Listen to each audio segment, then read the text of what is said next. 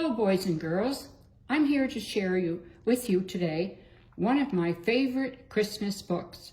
This book is called One Christmas in Lunenburg, and it's written by Amy Bennet.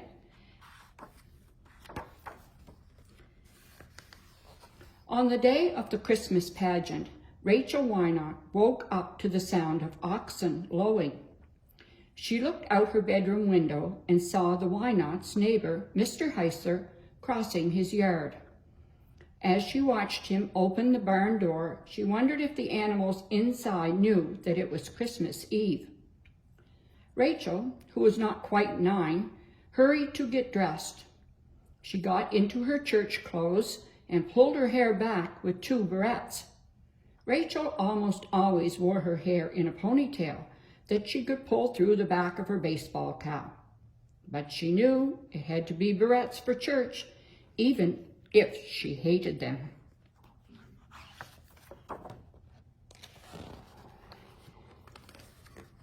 In the kitchen, Rachel's 6-year-old brother Nathan was already having breakfast. He was wearing her favorite ball cap. "Hey," said Rachel, "that's mine. Give it back."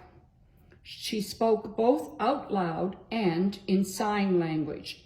Nathan was born with Down syndrome, and some things, like speaking, took him a long time to learn. Nathan signed the word no, then giggling, turned the ball cap backwards and flicked a piece of cereal at his sister. Rachel poured herself some cereal and said, signing with her hands, "You'd better hurry up and get ready for church." Nathan signed 2 words. "That's right," she nodded. "Christmas story. We're going to be in the Christmas pageant today." Nathan made the sign for Santa by stroking his chin as though he had a long beard. "Yes, Santa's coming, but not until after the pageant. He'll come tonight when we're asleep," Rachel answered. "Now, get moving or we'll be late."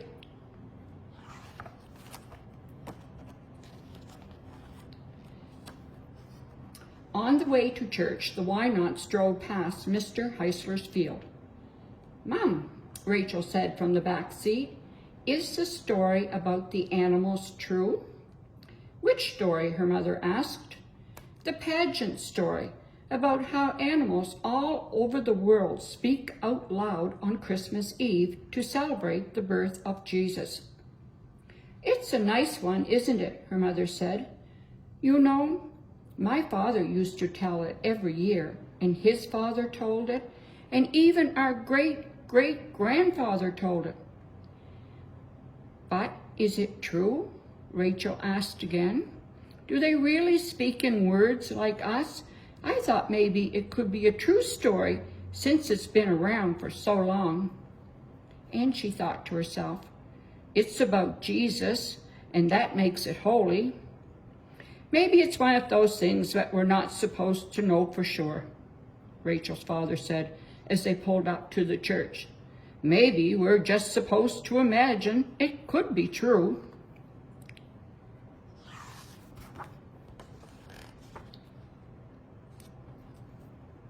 After the pageant ended and the parents had finished clapping, Rachel turned to her Sunday school teacher, tugging on her sleeve. "Miss Tanner," Rachel said, "can you tell me if it's true? Our story about the animals." Miss Tanner smiled. "I'd like to think it might be true, but maybe the most important thing is that it's a story we all love to hear." Then she called out, "Okay, kids, time to change out of our costumes," and disappeared behind the stage. Rachel felt like she hadn't been given much of an answer at all. "You were a great cheat, Nathan," Rachel said to her brother as they changed out of their costumes. Nathan signed the words, "Good story." Rachel looked at her brother, still wearing half of his sheep outfit. "Yeah, it's a good story," she agreed. "Maybe that's all it is." Nathan made 2 signs. Rachel laughed.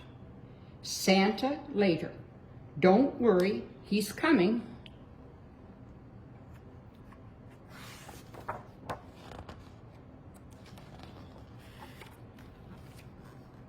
As they waited for the hours to pass until they could hang their stockings, Rachel and Nathan went sledding on Mr. Heisler's hill. It was getting close to supper time when Rachel saw their neighbor coming out of his barn. "Hey, Mr. Heisler, can I ask you something?" Rachel called out. "Sure, my girl, ask anyway," Mr. Heisler said, pushing his wool cap back. "I was wondering," Rachel said, "do you know if our pageant story is true? Can all the animals talk out loud at midnight on Christmas Eve?" Beside her, Nathan made the sign for true. Mr. Heisler chuckled. "The only words I ever heard from my animals are 'give me more food,'" he said, "and they usually say that with a cackle or a moo, not in real words." "Oh, okay," Rachel said, trying to smile. If Mr. Heisler hadn't heard the animals talk, then maybe it never really happened. He'd spent his whole life around animals. "Well, Merry Christmas," she said. "Merry Christmas," replied Mr. Heisler. Rachel picked up her sled and followed Nathan back up the hill.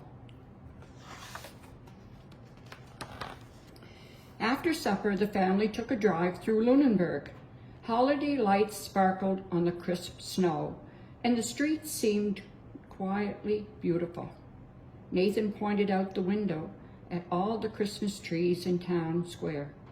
"Presents coming," he signed. "Soon," Rachel said. "Only one more sleep." "Rachel, present coming," Nathan signed. "You're giving me a gift?" Nathan stuck out his tongue. "No," he signed.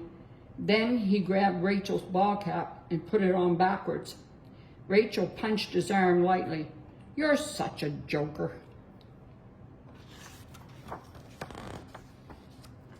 Later that night, after Rachel and Nathan had hung up their stockings, they put on their pajamas and crawled into their beds. Rachel pulled her heavy quilt up under her chin and listened.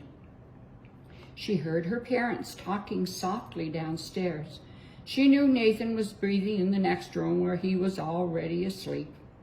She could even hear the bells on Mr. Heisler's oxen jangling faintly as they settled into their straw for the night. Rachel closed her eyes and began to count silently, hoping by the time she got to 99, it would be Christmas morning.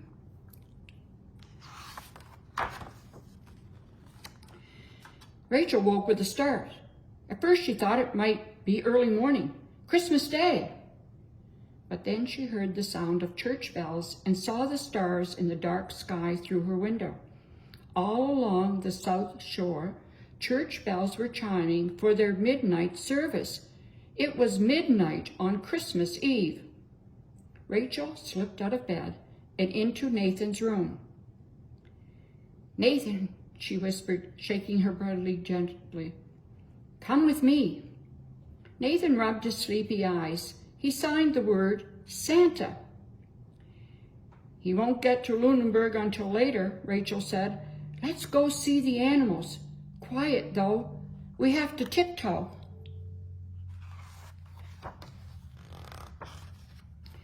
Rachel and Nathan crept down the back stairs and found their boots and jackets.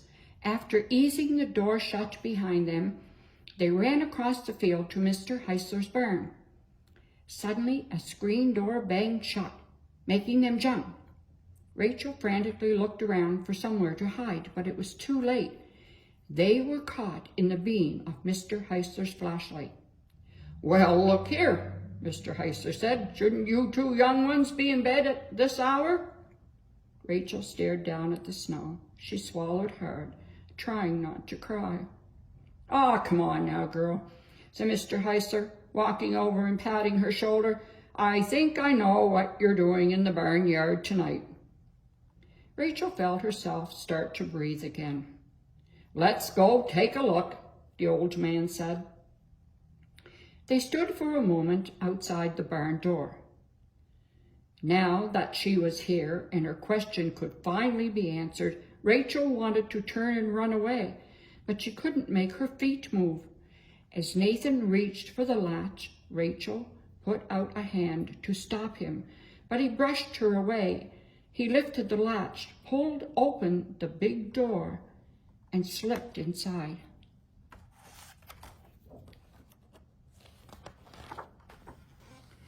In the dim light, Rachel could see her brother leaning in close to one of the oxen. "Careful, son," said Mr. Heiser. "Go easy." Nathan's head was tilted as he was listening to a whisper. His lips were moving. The oxen rose to its feet, and Nathan turned back toward the door. And then Rachel heard a sound she had never heard before. Nathan saying her name. Rachel. Nathan took a deep breath before he continued speaking. "True," he said without signing. "True."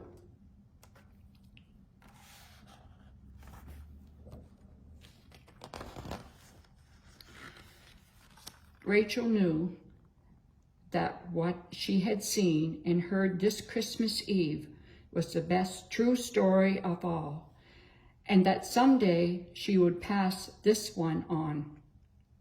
"Thanks, Nathan," she said. Nathan took one of Mr. Heiser's hands and one of Rachel's.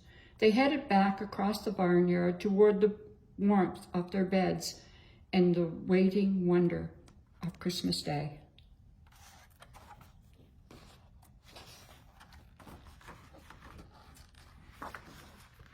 Boys and girls, I hope you enjoyed the story this evening.